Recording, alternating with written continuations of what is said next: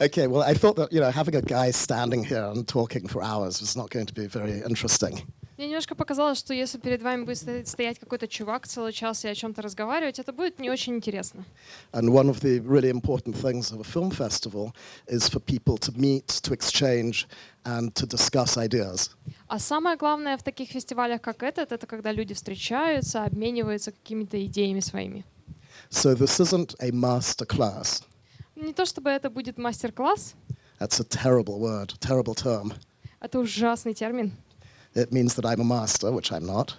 Это значит, что я какой-то мастер, а я нет. And it means that we're in school, which we're not. И это как будто бы вы в школе, а мы все-таки не в школе. So let's forget master-class. Поэтому давайте выкинем это слово мастер-класс. The idea is that this is an exchange, a discussion. It's between us, it's with you, and we come out of here having all understood or certainly opened up questions that we may not have thought of before. Идея будет в том заключаться, что у нас с вами будет дискуссия, и мы будем с вами обсуждать, вы будете подходить, задавать вопросы, и, возможно, у вас возникнут какие-то идеи, какие-то вопросы, которые ранее вам в голову даже и не приходили. Because I think the only truth there is about filmmaking Мне кажется, единственная правда в создании фильмов was something that Samuel Goldwyn said in the early days of movies. это что сказал Самуэл Голдвин в самом начале зарождения кинематографа. He said, "Nobody knows nothing." Никто ничего не знает. So we have with us here, I've dragged in poor Azadeh Mousavi.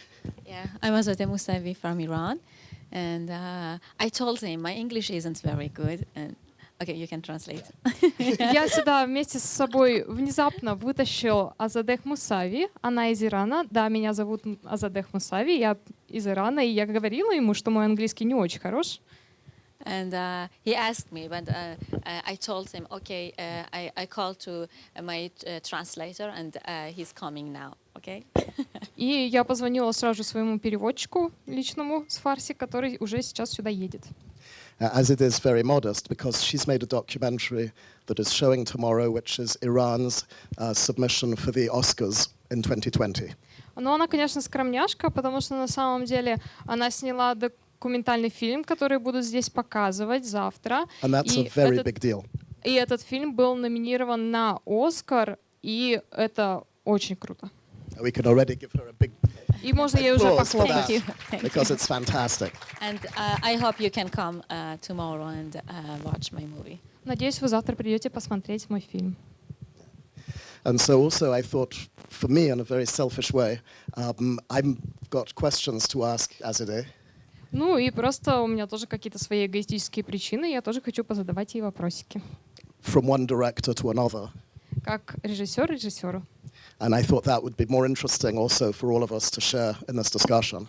И мне показалось, что нам всем будет интересно поучаствовать в подобной дискуссии. So just out of curiosity, for those of you who are here, how many of you are directors? Просто из интереса, кто из вас здесь режиссеры? Поднимите ручку. Up. That's half director. Ну, половину здесь режиссеров. Well, okay, so you've got a lot of directors. У нас здесь много режиссеров. What's the percentage of theatre or film or both? Так, и какой у нас здесь процент, кто занимается театром? Theatre. Театр. Okay. Кто Film. занимается кино? Anything else? Еще что-нибудь? Okay. Okay, and so we have a lot of directors. That's fantastic. You're going to be up here as well. We're going to be having it's a lot more interesting to exchange, professionally like this. Отлично, что пришло так много режиссеров. Вы будете тоже здесь выходить, с нами разговаривать. Это здорово, что можно поделиться какими-то секретами профессии. So the sort of documentaries that I try to make документальные фильмы, которые я пытаюсь сделать, usually human stories. Обычно это истории о людях. But they're not objective stories. Но это не объективные истории. Because there's no such thing as objective filming. Потому что не существует такого понятия, как объективное кино. It's in French, it's the difference that we make between a reportage and a documentary. Вот в французском языке как раз есть разница между словом репортаж и документальное кино. The reportage is more of a journalist who's telling a story, Репортаж — это когда журналист рассказывает историю какую-то. whereas the documentary, we're trying to have the viewer experience the reality that we experience at the moment. А в документальном фильме мы хотим, чтобы зритель испытал то же, что испытали мы, когда снимали в момент съемки этого фильма. And so it opens up the question of really what is this reality that we're experiencing in the first place as filmmakers. Тут же появляется вопрос, какова эта реальность, которую мы переживаем, когда производим фильмы? How do we share it? Как мы делимся этой реальностью? And how do we get people to open up and share their story with us in a way that we can then share it with a larger audience? И как мы взаимодействуем с героями, с людьми, которые открываются перед нами, делятся своей историей, и как мы потом делимся этой историей с более большим количеством людей. What do you think? Что ты думаешь по этому поводу? I think different of documentary and reportage, drama is very important for me. And before, okay, you can. I'm thinking. Лично для меня разница между репортажем и документальным кино — это драма. Для меня драма очень важна. I have a script write. I write script. I don't think this is documentary. Okay, we can take my camera. Or it's enough. No. Я всегда пишу сценарий. Я не считаю, что я взяла камеру, и этого достаточно. I know all of what should I do. I know that I write it, and I know our character, and a lot I search about the characters, and I select them. Я всегда четко знаю каждый свой шаг, потому что у меня все прописано. Я очень хорошо знаю нашего персонажа, потому что я всегда изучаю нашего персонажа. And this is very important. I talk about my character in people before I start my work. Для меня это очень важно. Я всегда говорю, рассказываю людям о своем персонаже перед тем, как я начинаю работать над фильмом. When I talk about my story, their story, and I see the people, okay, I catch or not. The people liked this story or not. Каждый раз, когда я рассказываю историю моих персонажей, я наблюдаю за реакцией людей, понимают они эту историю, не понимают, нравится она им или не нравится. For example, I have a crowdfunding before I start the film. Crowdfunding is very useful. You can catch the money, and another thing is very important. You can you can know that the people like your story or not. Например, я делала краудфандинг перед тем, как снимать фильм. Это очень полезная вещь. Не просто ты деньги зарабатываешь, которые тебе понадобятся для съемки фильма, но еще и ты видишь реакцию людей. Понравится им твой фильм или не понравится. So this is like market research before you start filming. Но это как изучение рынка до того, как ты снимаешь фильм. Okay. It's like market research. Yeah, but I think crowdfunding is very important because it's not just for money. You can find audience before you start your filming. Ну, как я уже говорила, краудфандинг — это очень важно не просто для того, чтобы собрать деньги, но и для того, чтобы уже заранее найти свою аудиторию, которая будет смотреть твой фильм. Where I will I sort of know where I'm going, but I've absolutely no idea how I'm going to get there. Я обычно, примерно как бы представляю себе, куда я направляюсь, но у меня абсолютно нет никакой идеи, как я туда доберусь. There's a horrible American man Есть ужасный американец, called Donald Rumsfeld, которого зовут Дональд Рамсфилд, but he said something very intelligent. но он сказал что-то очень интересное и важное. He said there are... Right, I try and remember this. Секундочку, сейчас вспомню. He said there are the things that we know, Есть вещи, которые мы знаем, что мы знаем. and there are the things that we don't know. И есть вещи, которые мы знаем, что мы не знаем. And then there are the things that we don't know. А еще есть вещи, которые мы не знаем, что мы не знаем. And it's kind of, for me, something I applied to filmmaking, which is if I know too much about it, then sort of nothing strange is going to happen. И для меня это на самом деле очень важно, что я использую. Если я знаю слишком много информации о чем-то, тогда ведь ничего внезапного и странного не произойдет. And so I will do research as far as the people that I'm going to be shooting. Ну да, конечно, я всегда изучаю людей, которых я буду снимать. But I find that if I do too much, it's actually limiting, it's pointing inwards instead of a window that goes outwards. Но я обнаружил, что если я слишком много информации узнаю о своих героев, это на самом деле даже меня как-то лимитирует, и вместо того, чтобы открывать историю, оно и закрывает. But the way I see it, the director's job is to take all of this and to make it, reduce it, distill it into 90 minutes or something.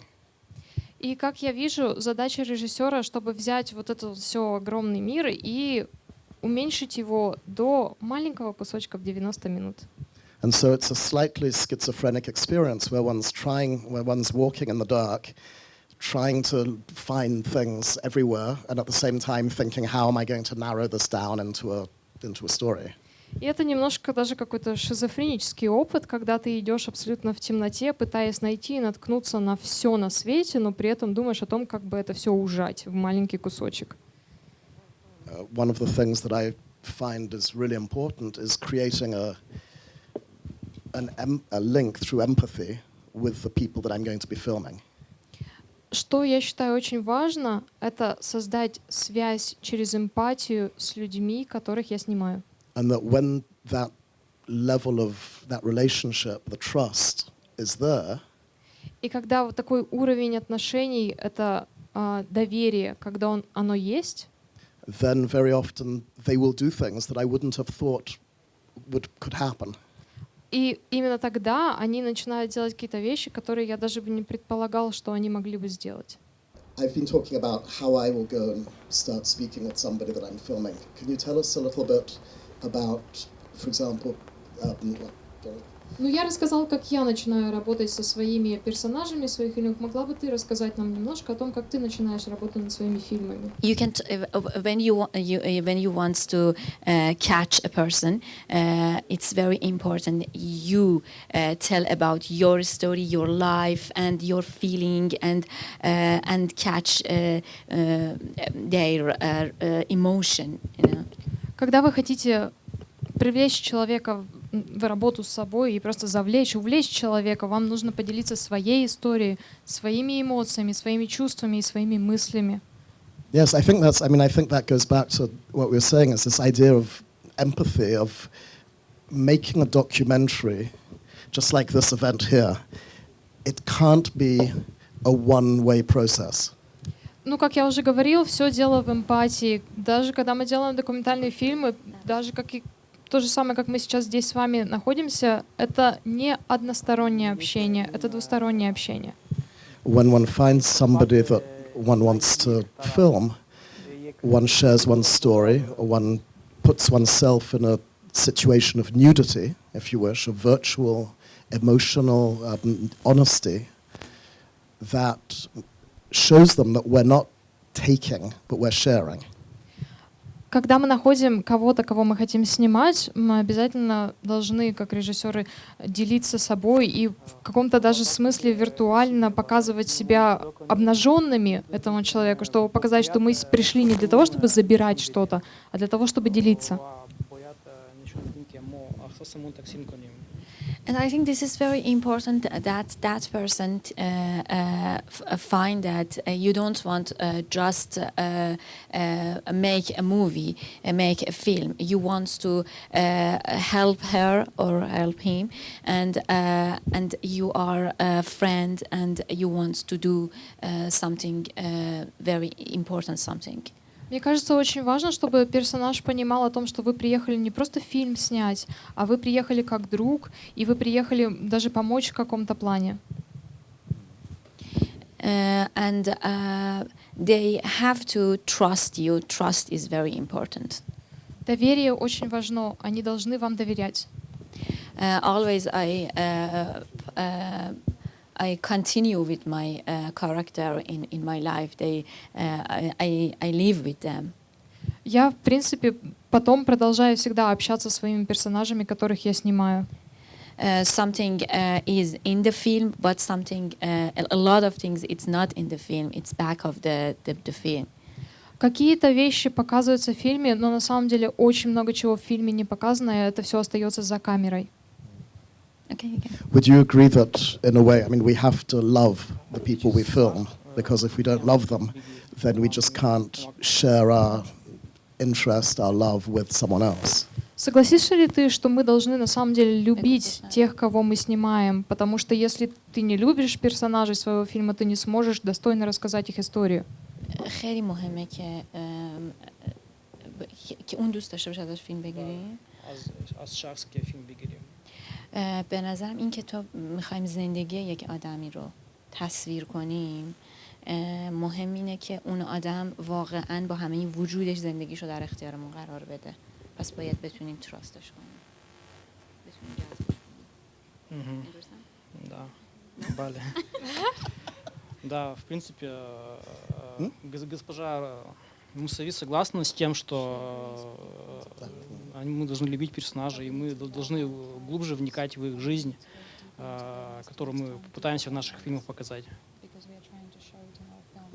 Because they want to share their life, and you want to show their life, and it's very important that you can connect very deeply with them. Потому что они хотят показать свою жизнь, и ты хочешь показать их жизнь, и поэтому очень важно, чтобы у вас была глубокая связь с персонажем. I made a film a couple of years ago in the American state of North Dakota. Несколько лет назад я снимал в Северной Дакоте фильм, where I came across the story of some Native Americans и я наткнулся на историю об индейцах, who were very badly treated by the American government. которым очень плохо относится американское правительство. I don't know if people know here how badly the Native Americans are treated in America. Я не знаю, в курсе ли вы, насколько плохо относятся к индейцам в Америке. But it's much worse than the African Americans or the Latinos. It's really they're considered the lowest of the population. Но к ним относятся гораздо хуже, чем к афроамериканцам или к латиносам. Они просто считаются самыми низшими людьми. And the US government has been basically doing a genocide against them for, hundreds of years. И по сути американское правительство уже сотни лет занимается геноцидом их. And today they live on reservations. И сегодня они проживают в резервациях. In serious poverty, most of them. Большинство из них живут в ужасной бедности. With bad education, bad health services. С плохим образованием, плохими медицинскими услугами. And terrible problems with drugs and alcohol addiction. И ужасными проблемами с наркотиками и алкоголизмом. And they have the second lowest life expectancy in the world after, I believe it's Haiti. Они вторые в мире после Гаити, которые в очень раннем возрасте умирают. And a few years ago, they've discovered oil on some of these reservations. И несколько лет назад внезапно обнаружилась нефть на территории резерваций. And the way that one extracts the oil is through a process called fracking. И то, каким образом эту нефть достаются, вот этот вот сам процесс. And so the problem with the fracking is that it makes the land poisonous. It poisons the land. Выкачивание нефти, оно отравляет почву.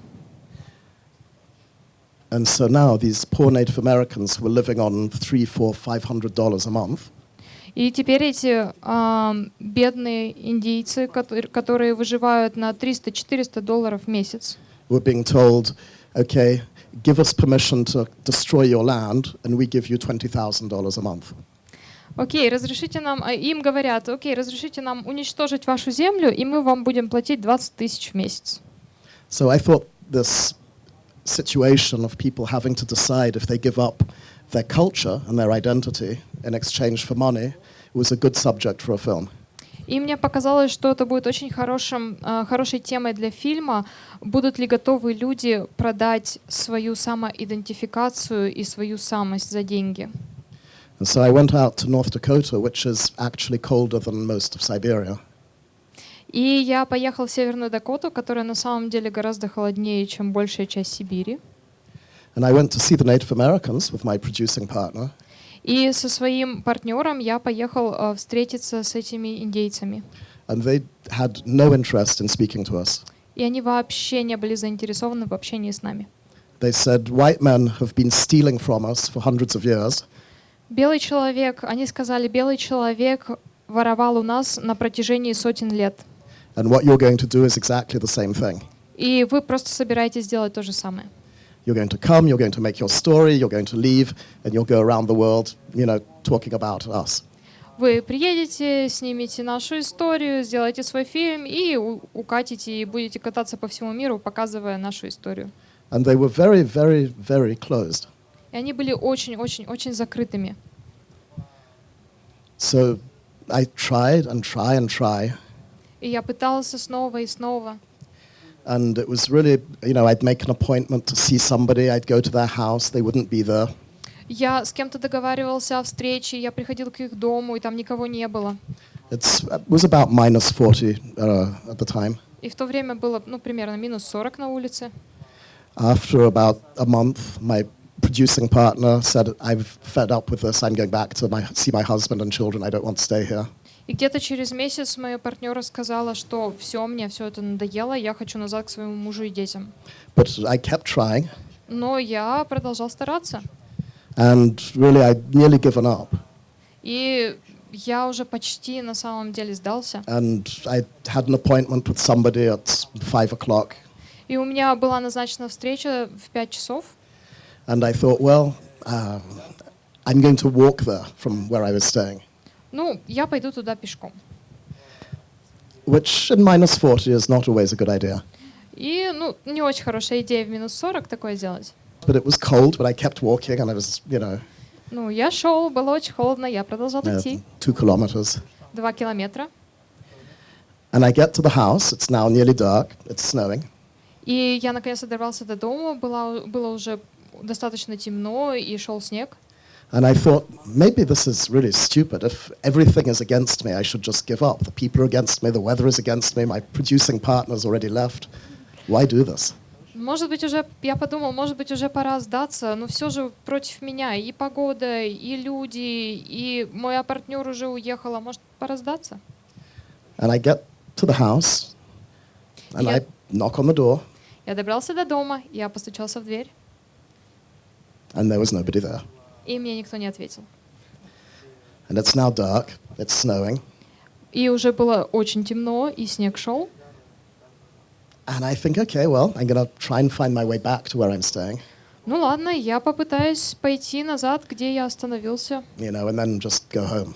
There's no point. И потом просто полететь домой, потому что нет смысла оставаться здесь. And so I banged one last time on the door really hard.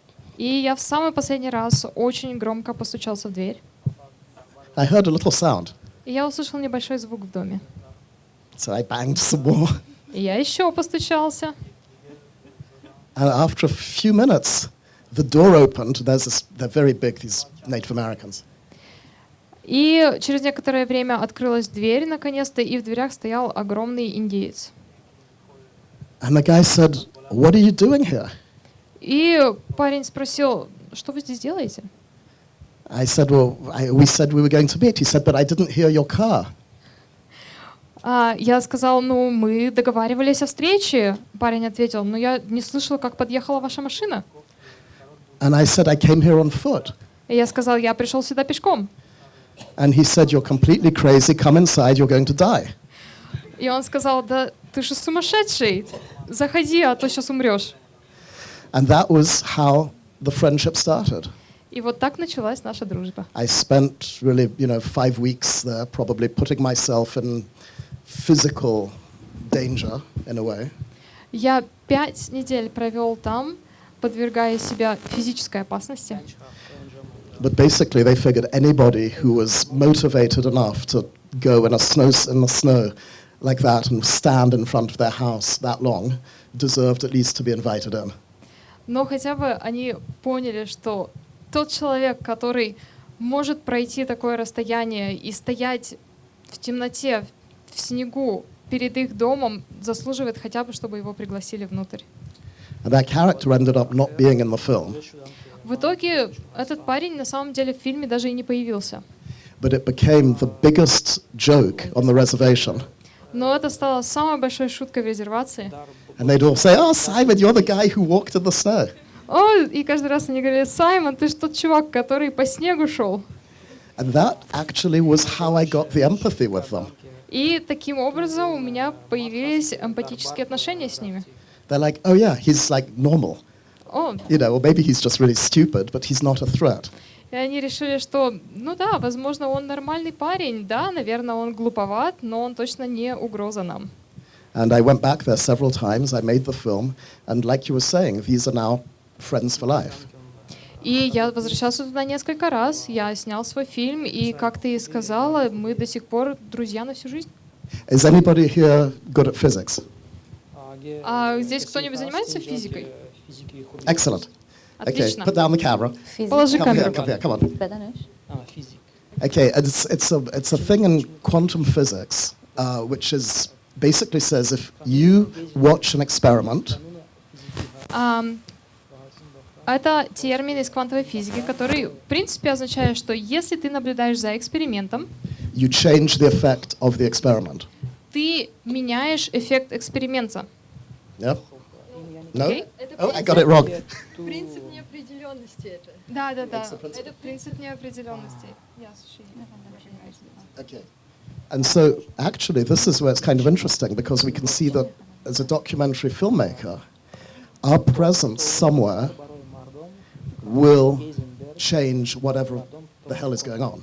И для нас это как раз очень интересно, потому что мы режиссеры документальных фильмов. Когда мы где-то присутствуем, конечно же, это все меняет.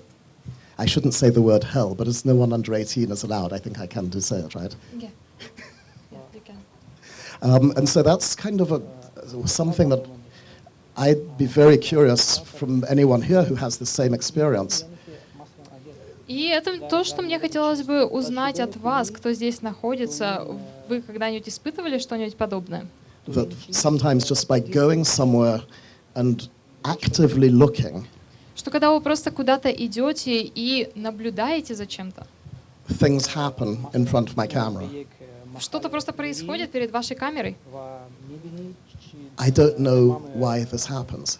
И я не знаю, почему это происходит. Quote physics, but maybe it's something else. Я цитирую физику, но, возможно, это что-то другое.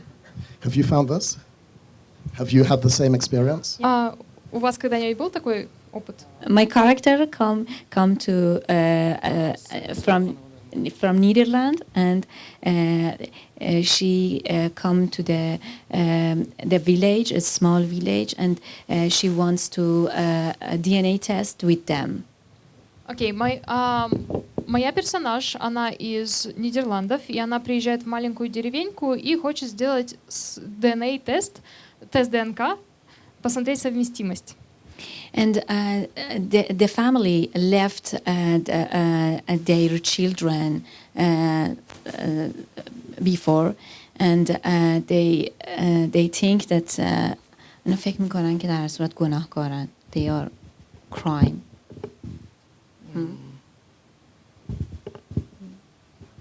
یه بار دیگه ما можна що.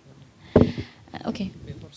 Okay, it's very important. I can coach the family because they think that they are a crime because they left their children in the street in the holy shrine in Mashhad. Для меня было очень важно создать какие-то вот связи с этой семьей и подружиться с ними, потому что они сами считали себя ужасными людьми, потому что они бросили своих детей в храме. It's very important I catch the family because I think that I thought that maybe we have problem with them. Мне было очень важно, чтобы я смогла с этой семьей нормально общаться, потому что я боялась, что у нас будут какие-то проблемы с ними. Before I start shooting, I had a lot of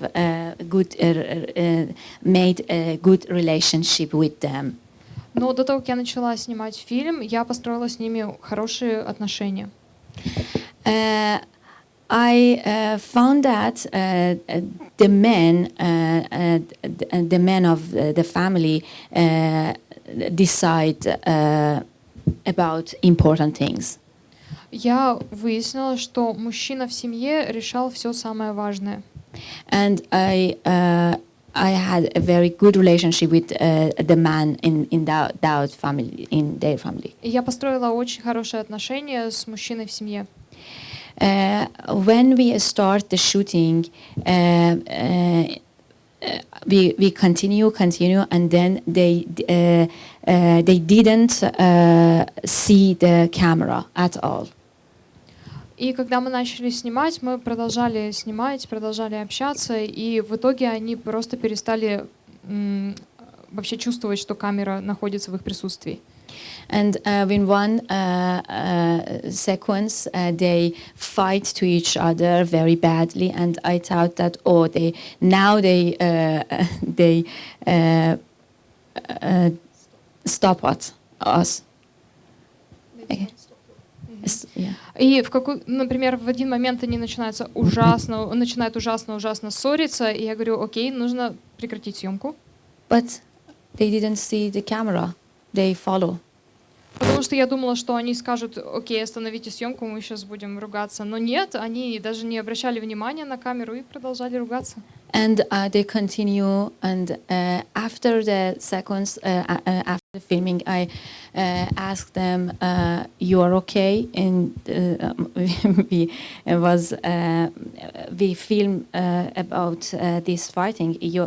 They are okay. You are okay. И когда все немножко поутихло, я к ним подошла и спросила, хорошо, вы не против того, что мы снимали, как вы ссорились, вам окей с этим? And they said, "Yes, you are one of us." Да, конечно, ты же одна из нас, сказали они. And, yeah, and rapidly I assign them. Yeah, because I think that maybe they're thinking about no, you aren't. И я очень быстренько подписала с ними контракт на всякий пожарный, вдруг они передумают. I'm glad we have the same problems. Я очень рад, что у нас похожие проблемы. You know, because you have to assign all of the person you film, because when you want to sell your film in TV, in a festival, you have to sign permission. Понимаете, что для того, чтобы показать фильм где-то по телевидению или на фестивалях, нужно обязательно контракт, подписанный всеми людьми, которые появляются в фильме.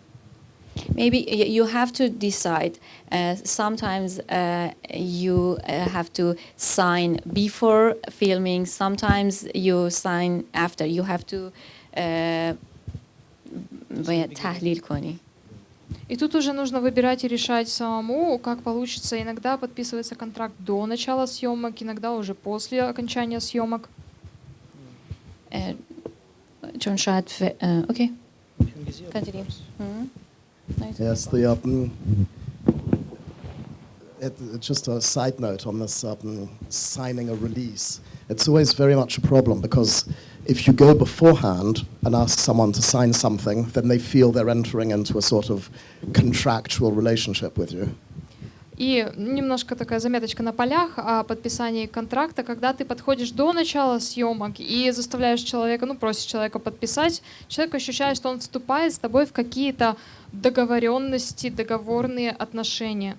And if you wait until after and you have something amazing, they can refuse to sign because they don't want you to use it. А если ты подождешь до окончания, и у тебя что-то невероятное получилось в итоге, они могут просто отказаться подписывать этот контракт. One of the, I mean, it's an anecdote, but one of the things that I do now is that we have a very, very bad photocopy of the release agreement. Такая история, что я сейчас обычно делаю. У нас очень-очень такая плохая копия договора. And it's kind of crooked with bad ink and bad paper. И она вся помятая, на плохой бумаге. And you just say, and some assistant ask the, you know, the intern to go and get it signed and just say, oh, it's just like formality. Just, you see how bad paper it is. It's not even a real agreement. И ассистент просто просит какого-нибудь стажера подойти и попросить собрать подписи и сказать, типа, да, это вообще не важная бумажка, чисто формальность, ну ты подойди там у всех, собери эти росписи. Ну, смотри, это даже не настоящий договор. One shows up with a beautiful thing, with all the things, they start looking at it, saying, what is this, what's going on? Потому что когда ты приходишь с такой чистой бумагой, и видно, что это настоящий договор, все сразу же начинают очень так внимательно смотреть, что это мы тут такое подписываем. I made a film in southern Ethiopia a few years ago. Я снимал в Южной Эфиопии несколько лет назад. In a region called the Omo Valley, В регионе, который называется Долина Омо, which is just north of Kenya and on the border with Uganda. на севере Кении, на границе с Угандой. So this is where I'm sure you've seen the pictures of the ladies with like a plate in the lower lip. Наверное, вы все видели фотографии женщин с такой пирсингом, как тарелка в нижней губе. There are about 10-12 tribes there. Там примерно 10-12 племен живет. The ones with the plate are called the Mursi. А вот те, которые как раз тарелкой, называются Мурси. And I was making a film about the tribe called the Karo. А и я делал фильм о племени, который назывался Текара. And they walk around, the men have a kind of little bit of material around them and a Kalashnikov. И мужчины в этом племени носят, ну, такой небольшой клочок ткани на бедрах и калашников.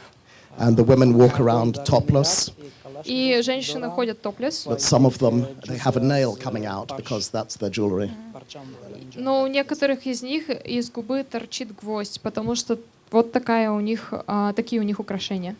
And Canal Plus said to me, whatever happens, you have to get a release from everybody. You have to get a signed paper from everybody. И, конечно же, мне сказали, что ты обязан получить роспись от каждого из них. These are people who've never seen a white person pretty much at that time. А это люди, которые даже, по сути, белых людей-то не видели никогда. But so there, we did what is basically of just taking the ink thing and taking their thumb and putting the thumbprint on all of the pieces of paper. В итоге что мы сделали? Мы просто взяли с собой чернила и поставили их отпечаток пальца вместо росписи. But what was interesting about going to film the people there, and that was for me a really, really important lesson. Но что было самое интересное для меня, это стало таким большим уроком, когда я там снимал. Was that they didn't know what film or photography was. Это то, что они даже не знали, что такое кинематограф или фотография. And so their idea of self И их идея, то, как они представляли сами себя, was something that was quite different, I think, to other cultures. была очень отлична от того, как другие культуры представляют себя. They would look at themselves in the river, like Narcissus. Они прямо как нарциссы смотрели на себя в отражение в воде реки. And they all do this incredible makeup and body painting and everything. И наносили этот невероятный макияж и краску на свое тело. But when I made the film now 20 years ago, Ну, я делала этот фильм 20 лет назад. they didn't have mirrors, they didn't have cameras, they didn't have really much of an idea of what this looked like except looking at each other. У них не было зеркал, у них не было фотоаппаратов, они вообще не представляли себе, как это выглядит, только кроме как в глазах друг друга. And so I arrived with a little video camera with a fold-out screen. И я приехала с маленькой видеокамерой, с такой раскладывающимся экранчиком, To do the research trip. чтобы исследовать своих объектов. And I start showing some of them what I've filmed. И я начал показывать им, некоторым из них, что я наснимал. It was the stupidest thing I could have done. Это была самая глупая вещь, которую я мог сделать. Because suddenly these people who were completely natural, Потому что внезапно все эти люди, которые были абсолютно естественны, they start positioning themselves. они начали позировать camera. перед камерой. And it took me a day to realize what I was doing wrong. И у меня ушел день на то, чтобы осознать, в чем была моя ошибка. But it hadn't occurred to me that they didn't realize really what the camera was doing when I was filming them. И до меня даже не сразу же дошло, что они не понимали, что происходило с камерой, чем она, And that что она by делала. showing them themselves, I was actually ruining everything that I was trying to do. И то, что я им показал, то, что я наснимал, на самом деле я таким образом просто испортил все, зачем я туда приехал. And so I immediately closed the little thing, and from then on, never showed them any photographs or any of the clips or anything. Я сразу же закрыла маленький экранчик на камере, и с тех пор я ни разу не показывала им ни то, что я наснимал, ни фотографии, ни видео, ничего. And when we came back to film, everyone on the crew was told, whatever you do, never ever, we didn't have cell phones because they don't work there, but don't ever show any clips from what we're filming, anything at all to anyone. И когда мы приехали туда с командой, мы сразу же всех проинструктировали, во что бы то ни стало, никогда никому в племени не показывайте ничего, что вы наснимали или еще что-то. Но у нас еще не было тогда с собой мобильных телефонов, потому что они просто не работали там. И вот такие инструкции были всем разданы. And so that was in a way very helpful because they had no idea what we were doing. И это было так на самом деле хорошо, потому что в племени они не понимали, что вообще, чем мы занимались и что мы делали. And so they were not interested in, the camera, the sound. They didn't understand what it was. И им было просто неинтересно, камера, там, звук. Они просто не знали, что это. So we became invisible, and they continued to live their life. Мы просто стали невидимками, а они продолжили жить своими жизнями. And that was really where I started to think more about, okay, how do we erase ourselves from this process? И вот как раз в тот момент я начал задумываться на тему того, как мы можем стереть себя из этого процесса. But at the same time, going back to what I was saying, we have to be there because that's actually going to make things happen. Но и в то же время мы должны там присутствовать, потому что, так как я говорил ранее, когда мы присутствуем, что-то всегда происходит. So in a way, the difficulty is trying to bring these two contradictory and opposite things together, and without one destroying the other. И в этом и сложность как-то так сбалансировать, чтобы вместе свести эти абсолютно противоположные вещи, чтобы одна не уничтожила другую. I think for those of you who have children, it's probably a similar thing of how one wants to be present and guide them, but one doesn't want to prevent their personality from expressing itself. Наверное, те из вас, у кого здесь есть дети, вы, наверное, понимаете, что с детьми примерно то же самое, что вы вроде как хотите помочь им как-то в жизни своим советом, но при этом вы не хотите не позволять им проявлять себя как личность. And directing a documentary is you're not telling people what to do. И как раз процесс делания документального фильма — это не то, что ты говоришь кому-то что-то делать. It's really about creating an atmosphere where people are relaxed and where things can happen. Это создание расслабленной атмосферы, в которой что-то может произойти. چیزی که در واقع به نظرم خیلی مهمه اینه که تو فیلم مستند وقتی که سر صحنه هستی، سر صحنه باشی ولی سر صحنه نباشی. Да, действительно, это очень важно одновременно находиться в месте съемки фильма и одновременно отсутствовать. من همیشه ترجیح میدم که با کمترین کرو در سر صحنه حاضر شن و کسایی که خیلی خوب بلد باشن که چه جوری دیده نشن. еще один важный момент — это каким образом можно стать невидимыми для тех, кто участвует в вашем фильме. همه با صدای خیلی آروم با هم دیگه حرف بزنن و هیچ چیزی رو نشون ندن که در واقع داریم فیلم برداری میکنیم. Например, один из таких советов, как можно это сделать, то есть разговаривать в полголоса и не говорить, что нужно делать для участников фильма. وقتی که من بین یک خانواده بین یک مردمی میرم فقط در روزهای اول یکم اونا منو میبینن بعد کم کم نمیبینن منو. И вообще, когда вот я только начала снимать фильм, люди более-менее нормально меня видели только в первый день съемок. То есть я далее все дальше и дальше старалась от них отдаляться, то есть становиться более незаметной. حتی سعی میکنم که یک آدمی رو از آدمهای بینشون اکتیو کنم به خودم بچسبونم و اگه اونا سوالی داشتن از من نپرسن از اون آدم بپرسن. И старалась взаимодействовать только с одним человеком, то есть из тех, кого она снимает, чтобы наладить какую-то коммуникацию.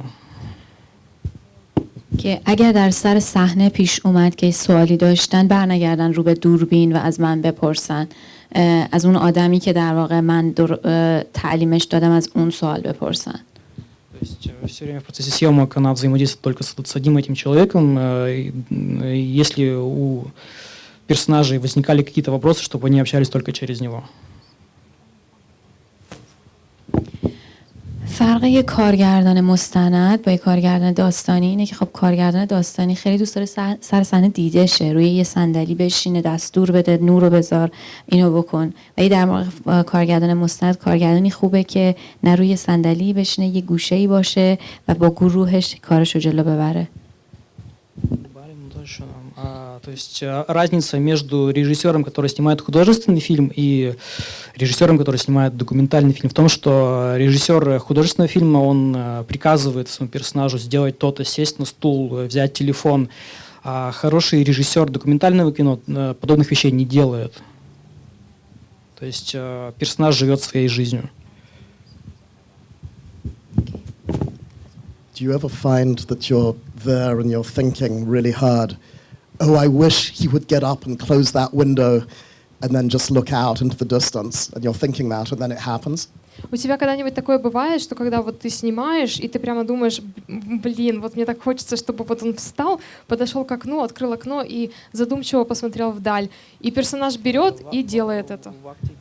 Because I find that's one of the sort of magical things, is that when there is that empathy, when there is that relationship, one can sit there sort of wishing it, and one can't say it because it's not the way to do it, and then it happens. Мне кажется, это такая какая-то небольшая магия эмпатии, когда у вас есть вот эта вот связь, и тебе стоит только очень сильно пожелать, чтобы что-то произошло, и это происходит. سعی میکنم قبل از اینکه فیلم برداری رو شروع کنم لابلای حرفام یه جوری عمل کنم که اون آدم اون کاری رو بکنه که من دلم میخواد ولی نه اینکه بهش بگم اون کارو بکن. Я стараюсь перед тем, как я начну снимать фильм, наладить отношения с персонажем и объяснить ему, что я не жду от тебя, что ты будешь исполнять мою волю, то есть делай то, что ты хочешь делать. به یک توضیحی بدم به یک آدم دیگه‌ای و اون آدمه بفهمه که باید چیکار کنه ولی مستقیم به اون آدم نگم که چیکار کنه ولی میره تو ذهنش حک میشه تو ذهنش. Если, допустим, у меня возникает мысль как-то направить действие персонажа, я делаю не сама, а вот через какого-то другого человека, то есть вот наподобие того, о котором я говорила прежде. То есть не прямым путем взаимодействовать. Yes, I think that's part of the inexplicable magic as well of the director and documentary. Мне кажется, что это тоже некая часть такой необъяснимой магии, которая происходит во время съемок документального фильма. Do we have any actors here? У нас здесь есть актеры? Unbelievable. Невероятно. There is not one actor in the room. Ни одного актера в комнате. They're all in the cafe. Они, наверное, все в кафе сидят. That's kind of extraordinary. So Это, кстати, необычно. the documentary that my documentary that's showing tomorrow Документальный фильм мой, который будет показываться завтра, is about my father, who's a theatre director, о моем отце, который режиссер в театре. and it's about the way that he directs actors during the rehearsal process. И это о том, как он направляет и режиссирует актеров во время их репетиций. Now, what he does in theatre is similar to the documentary way, which is not to tell people what to do. И то, что он делает в театре, на самом деле в какой-то мере совпадает с тем, что мы делаем в документальных фильмах. Напрямую не говорим людям, что делать. This is what I call the German method, where you say, okay, you stand up, do 3 steps, put the cup down, look that way. То, что я называю немецким методом, ты встал, отошел 3 шага вправо, поставил кружку, сел. There's a bit of that in Beckett, but otherwise it's a very German directive way of doing things. Мне кажется, это очень такой немецкий подход к съемкам. But one of the problems that I faced making this film was that my father never lets anybody watch rehearsals, and he's never let anybody film rehearsals. Одна из таких больших проблем, с которыми я столкнулся, это то, что мой отец никогда не позволяет присутствовать на своих репетициях и не позволяет никому снимать эти репетиции. And so when I was little, I was allowed to go and watch because I was a child. Конечно, когда я был ребенком, он мне позволял приходить и смотреть, потому что я был ребенком. At the moment I had any kind of critical faculty, I stopped being allowed to go and watch rehearsals. Но как только у меня появились хотя бы зачатки критического мышления, мне сразу же запретили ходить и смотреть. I always say it's like when one's a little boy, one could use the ladies' bathroom, and then as one gets to a certain age, it's not good to do it anymore. Это, как я всегда говорю, когда ты маленький мальчик, ты можешь ходить в женский туалет, но потом, когда ты немножко подрастаешь, то уже нельзя становится. And so I said to my father, look, people all over the world keep saying, you know, what goes on in your rehearsals, what are the exercises. I think I need to make a film about this. И я сказал своему отцу, по всему миру люди спрашивают, что же происходит у тебя на репетициях, чем ты там занимаешься, и я просто обязан снять это. And he said no. А он сказал, нет. And so it took me about 15 years. У меня ушло где-то 15 лет. And I kept asking him, and he kept saying no. И я продолжала его спрашивать, а он продолжал отвечать нет. And finally he said, okay, look, if you want, well, I'll explain why. And he said no, because like any director, he felt that he didn't have enough time for his rehearsal. Как любой режиссер, он всегда думал, что ему не хватает времени на репетиции. And he also knew that if you put a camera somewhere, people behave differently. И он, конечно же, знает, что если поставить перед людьми Every камеру, они time сразу you начнут lift up that по-другому camera, I себя hold my вести. stomach in. Каждый раз, как только ты поднимаешь свой фотоаппарат, я сразу же встаю в позу. That's human nature. Это просто наша природа. And so the question was, how can I film actors without destroying his rehearsal? Ну и вопрос как раз был в том, как так снять актеров, чтобы не уничтожить саму репетицию. And without them acting for the camera. И чтобы они не играли перед камерой. It took me a while to try and figure out something. У меня достаточно долгое время ушло, чтобы понять, что надо сделать. And in the end, my father said, well, you know, you could come for like 2 hours and just film a little bit of the exercise. Ну, мой отец сказал, ну ладно, хорошо, ты можешь прийти часа на 2 и поснимать немножко наши упражнения, которые мы делаем. And you can make a 3-minute film. И можешь там 3 минутки, фильм на 3 минутки сделать. And I thought, I still have this problem of a camera in the same space as actors. Но у меня по-прежнему была проблема, что камера будет в том же самом пространстве, что и актеры. And so, as there are no actors here, I can be rude about them. Так как у нас здесь нет актеров вокруг, я могу всякие гадости про них говорить. But the thing is, the problems that we have in documentary for being invisible Вот это вот как раз проблема того, что как режиссеры документального кино нам нужно быть невидимыми во время съемок. it's much more difficult with actors. Она становится еще в 100 раз сложнее, когда ты работаешь с актерами. Actors have a built-in radar for cameras. У актеров встроенный радар на камеры. They can see behind their heads that there's a camera there, and they'll go something like that, and they'll go, ha.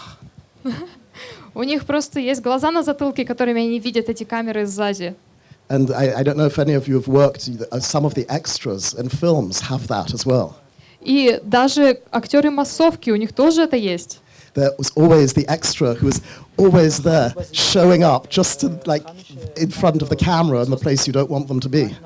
Всегда есть один какой-нибудь актер массовки, который пытается встать перед камерой и так появиться в кадре, как ты не хочешь, чтобы он или она появилась.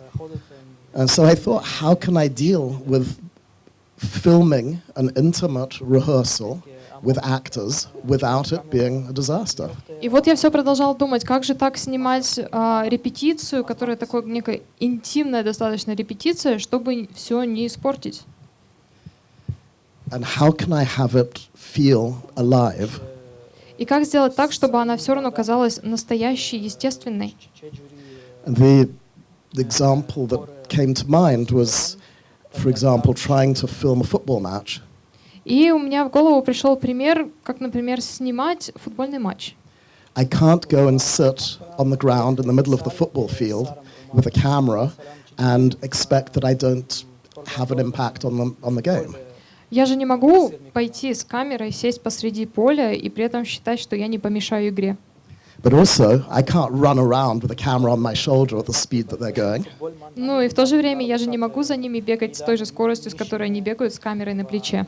And so I thought about this more and more, and I thought, you know, if I'm not at the right place, at the right time, in the right angle, I'm not going to get anything. И я подумала, что если я не нахожусь в нужном месте, не снимаю под нужным углом, нужные какие-то вещи, то я просто не смогу сделать этот фильм. And so from there, this kind of crazy idea came to me, И вот эта сумасшедшая идея пришла мне в голову. which is I'm going to create a theatrical rehearsal space. Я просто создам такое театральное место для репетиций. And I'm going to get 7 cameras, Я возьму 7 камер, and I'm going to hide them. и я их спрячу. I'm going to hide them behind, not, you know, it's not a secret, it's not reality TV, but I'll have one behind something here. Ну, это, конечно, не реалити-ТВ, но я так спрячу одну, например, вот там, за ширмочкой, I'd have one behind a curtain with a little hole here. и одну за занавесом с маленькой дырочкой в занавесе. And once I'd created this kind of studio environment, if you wish, И как только я создал такую студию, I knew that at any moment I can get a close-up or a shot of each of the actors while things are going on. я тут же понял, что я в любой момент могу снять, например, приближенный кадр или еще что-то актеров в любой момент, когда мне это надо. Because what I wanted to do was not recreate the situation in the editing, but to actually be in the reality of the moment. Потому что я хотел сделать? Я не хотел во время монтажа воссоздать эту ситуацию, а я хотел быть внутри самой ситуации. And so what I did was I put together the space. I got a dozen actors who were used to working with my father. Ну и что я сделала? Я создала вот это вот пространство. Я пригласила 12 актеров, которые работали с моим отцом. And they agreed to come to Paris and spend about 10 days working, doing exercises with him. Они согласились прилететь в Париж и провести примерно 10 дней, снимаясь, работая с моим отцом. And then backstage, I had a really big, like live TV setup. И прямо там за сценой, за ширмочкой у меня было вот такое, как будто бы я снимала реалити-ТВ, все у меня было там выстроено. Except we're not doing it live, and as we're filming over many days, I know that I have to reduce this to, 70-80 minutes.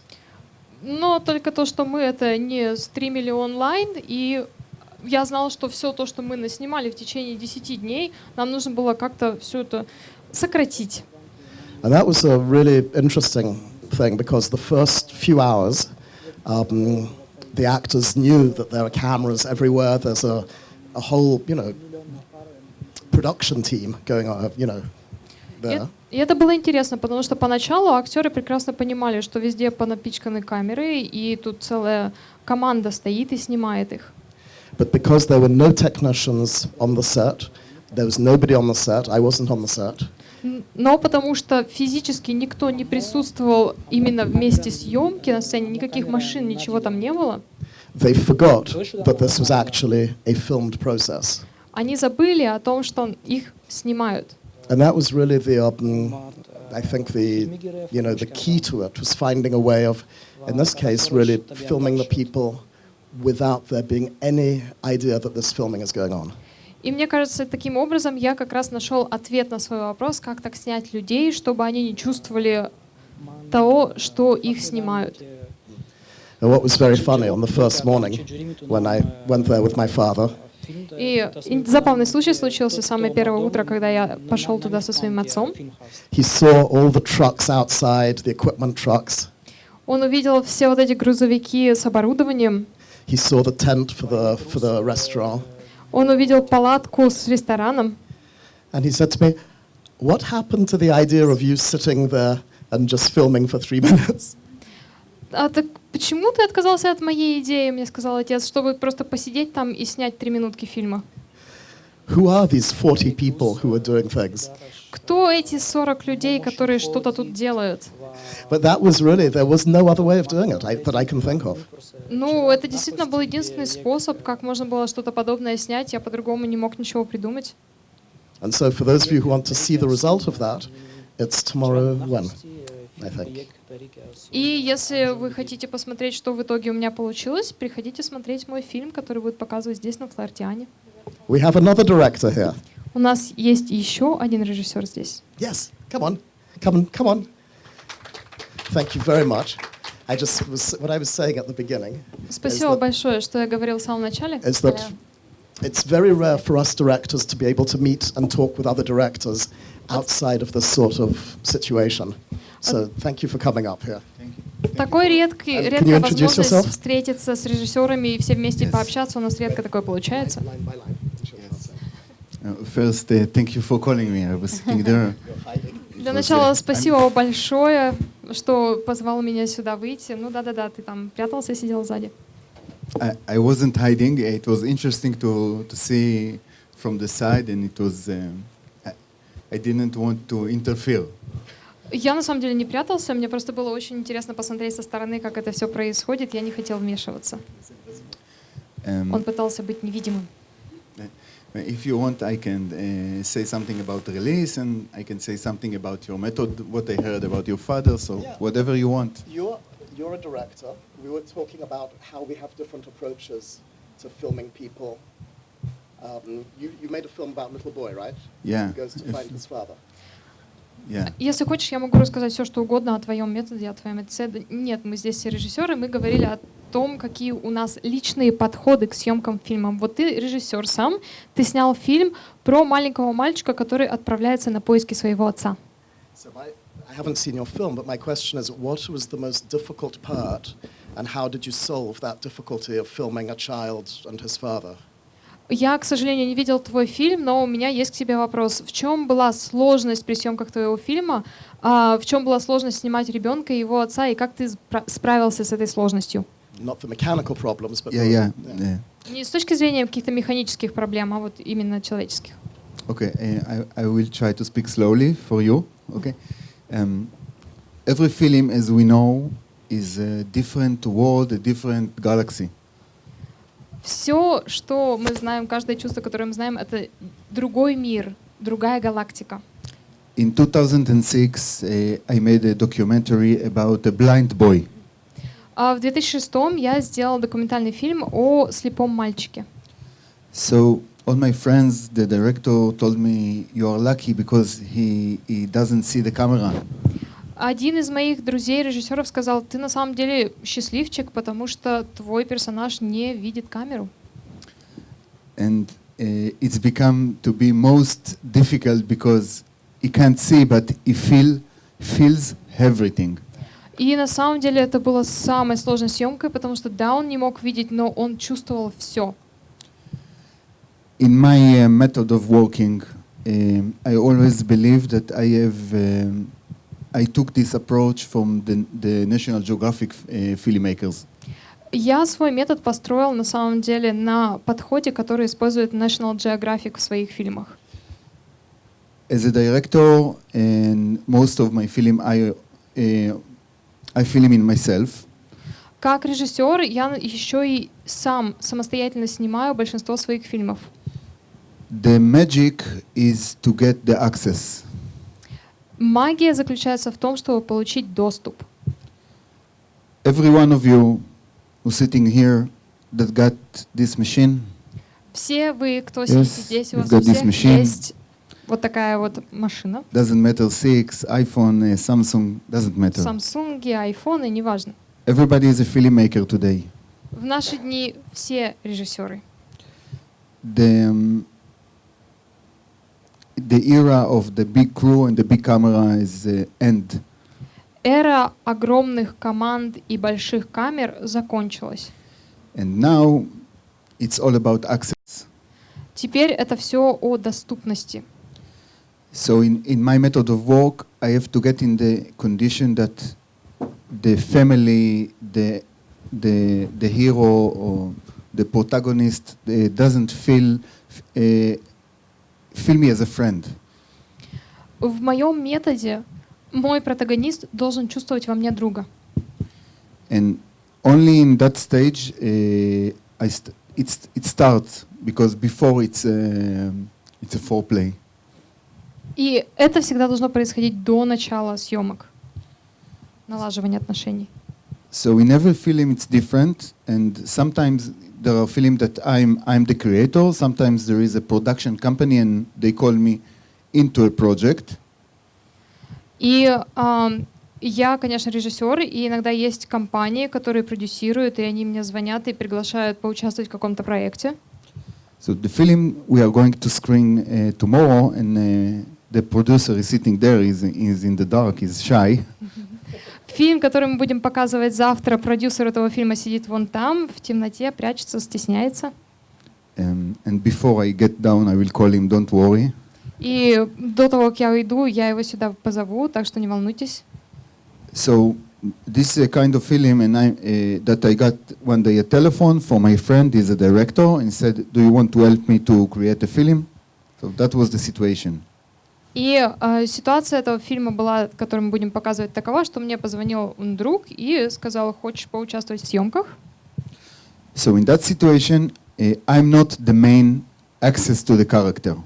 В таких ситуациях я не главный человек, который подступается к персонажу.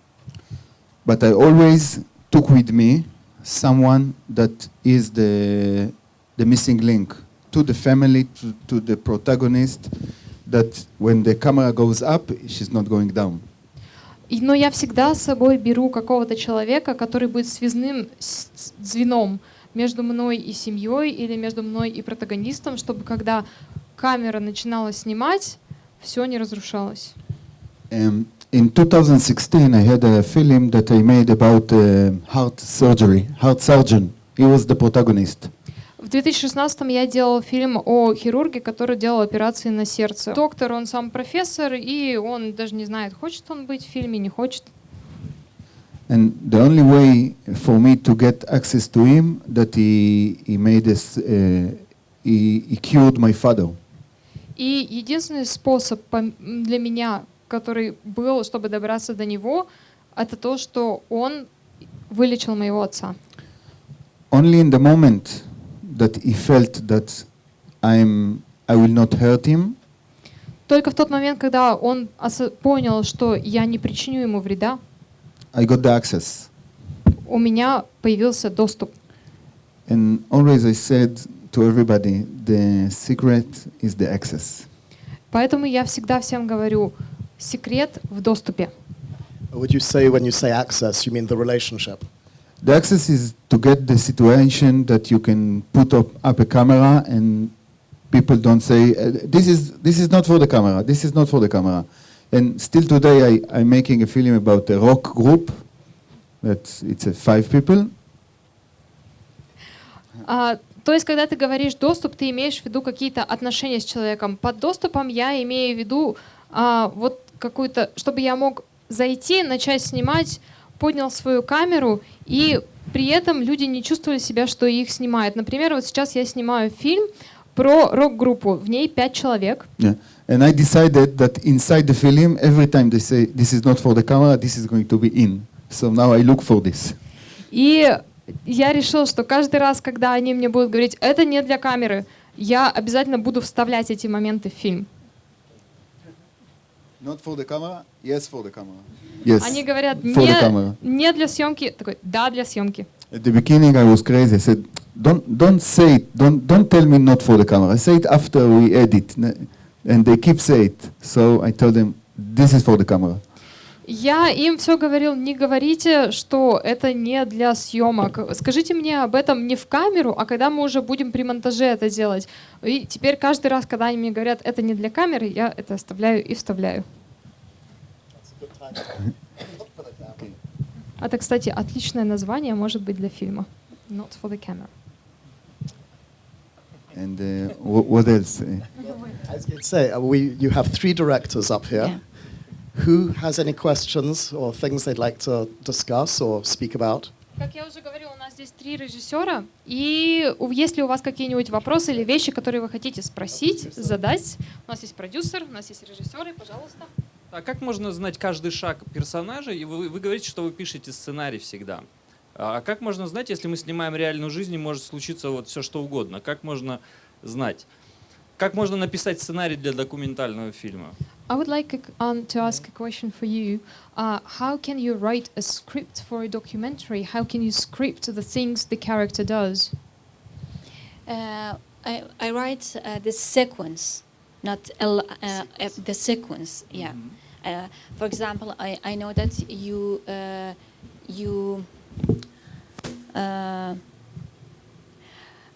Я пишу последовательность действий.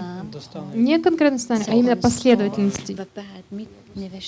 نوشتن سناریو باعث میشه که خط اصلی درامتو گم نکنی. هر چیزی که پیش اومد رو نری سمتش، برگردونی به سمت اصلی. То есть вот это написание сценария для того, чтобы сохранить и дать возможность не потеряться тому, что ты хочешь в результате фильма получить. So she writes this sequence, this kind of script for her film, so that she doesn't lose the sight of what her goals are and what she wants to get from the film. ببین ما یه تونل اصلی درام داریم، اونو نباید گم کنیم. То есть есть какая-то сюжетная линия, и мы не должны ее потерять. А при этом я бы хотел еще продолжить. Да, не потеряется ли это, так сказать, не упустится ли что-то реально более интересное, чем можно придумать сценарий, что жизнь интереснее сценария может быть? But isn't that true that if you script everything, you might lose something interesting that life can bring accidentally into your film? You can change. Ну и все-таки есть возможность изменить сценарий, если что-то такое происходит. درباره بحث قبلی که داشتیم این که به назарам کاراکترهای مستند خیلی شبیه کاراکترهای کودک در فیلم داستانی. И также вот, хотела сказать о разговоре, который был прежде, что вот характер персонажей в документальном кино похож на характер ребенка. She would like to add something to the points that you've made before, that the character's character is actually pretty similar to the character of a child. یه تجربه من داشتم به تازگی در یک فیلم داستانی، چون من فیلم کوتاه داستانی هم میسازم با یک کودک. Есть у меня опыт съемки художественного кино о ребенке. And I have an experience of filming actually a fiction film about a character who is a child. The woman and child took a picture for her husband in prison, and they took the picture and the the soldier in prison can't allow the picture, the photo, because in Iran, in prison, the woman's pictures is forbidden. Окей, на самом деле, что произошло? Женщина сфотографировалась с ребенком и принесла фотографию этому мужчине в тюрьме, но охранник не мог пропустить эту фотографию, потому что по законам Ирана нельзя, чтобы в тюрьме у мужчин были фотографии женщин. And this sequence, the soldier break the photo. Yeah. Окей, и то, что было в последовательности, солдат разрывает эту фотографию.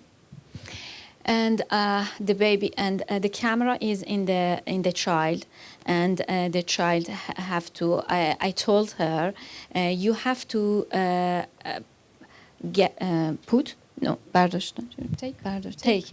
take the photo after the soldier put it. You have to take it, and I didn't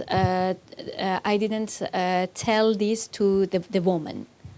И после того, как солдат порвал фотографию, камера была нацелена на ребенка, и я попросила ребенка взять эту фотографию со стола, но я не сказала женщине об этом.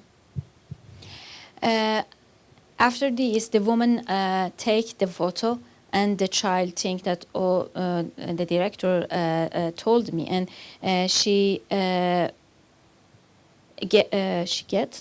gets the photo from very slowly from the woman.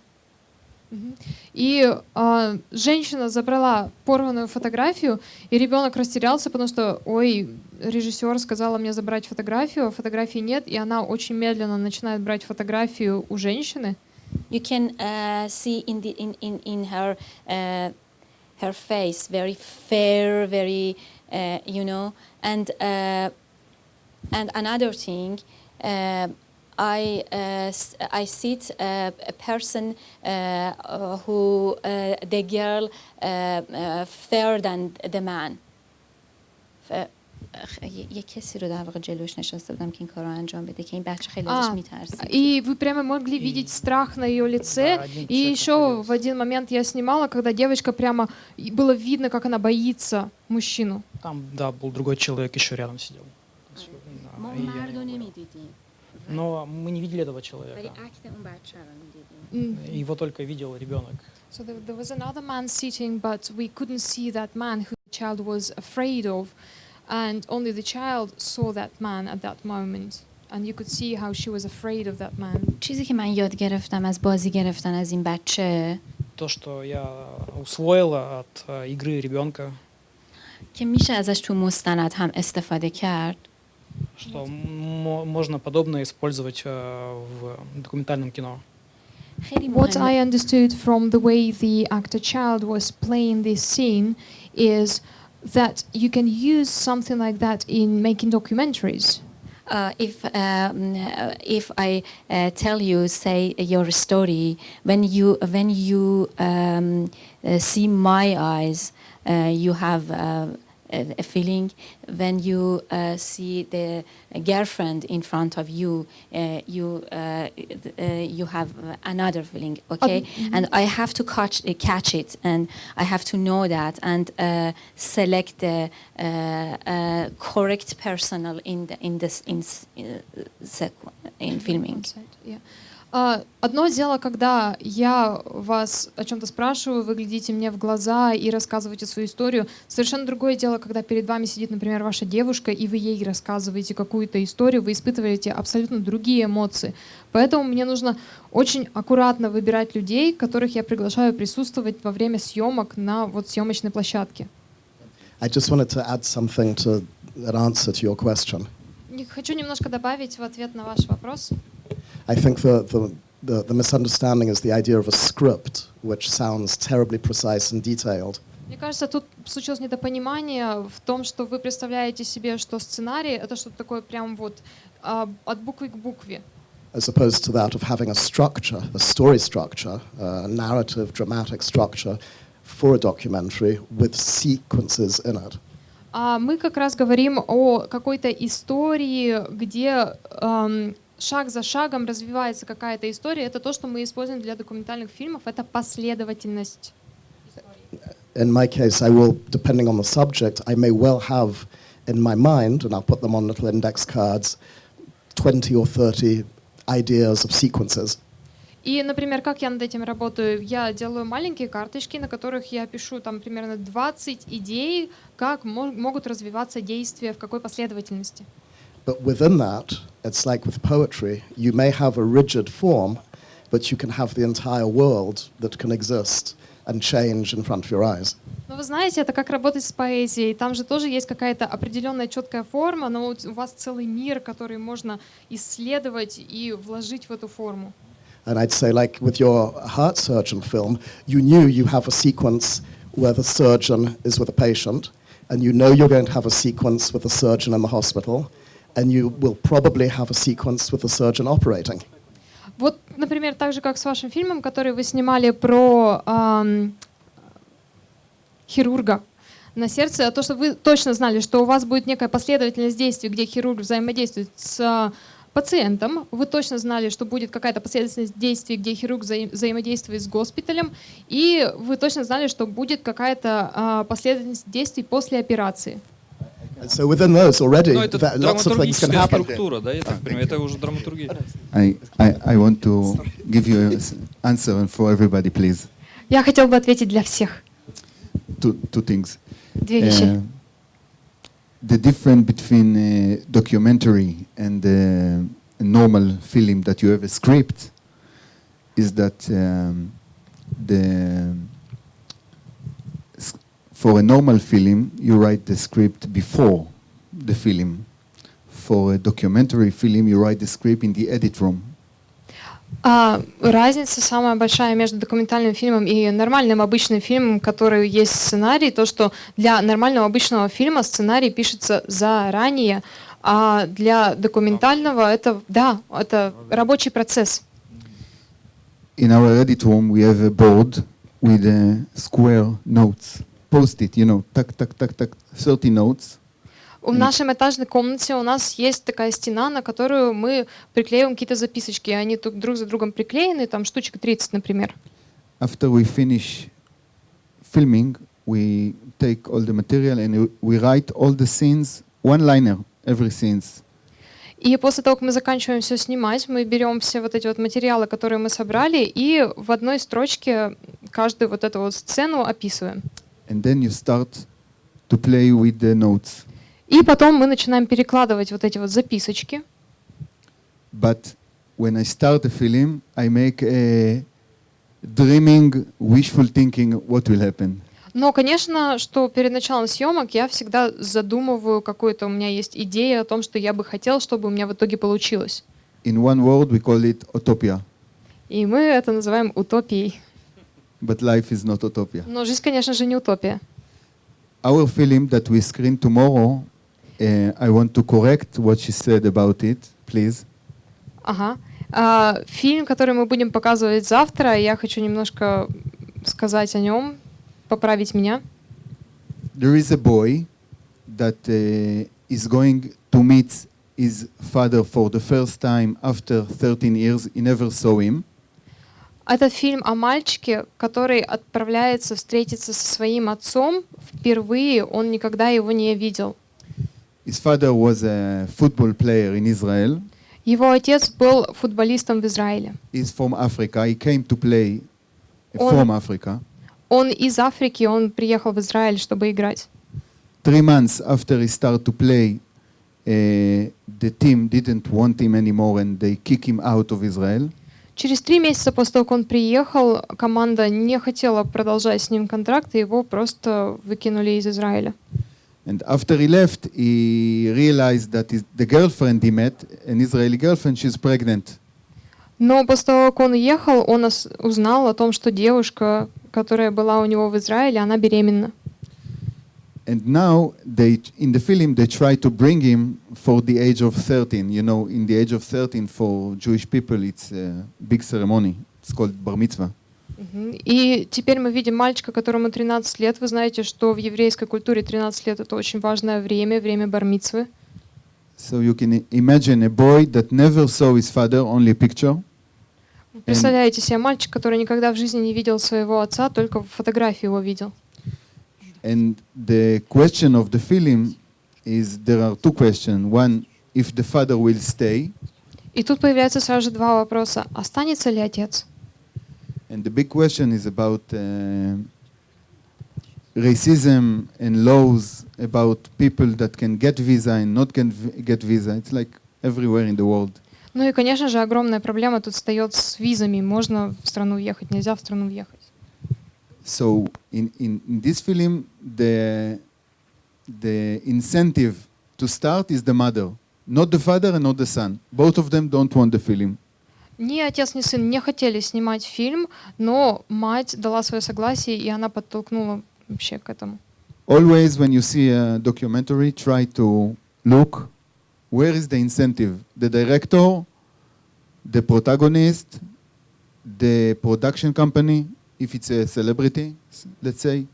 Всегда, когда вы смотрите документальный фильм, попытайтесь заметить, кто вообще был идейным вдохновителем этого фильма. Режиссер, компания, которая продюсирует этот фильм, или протагонист сам.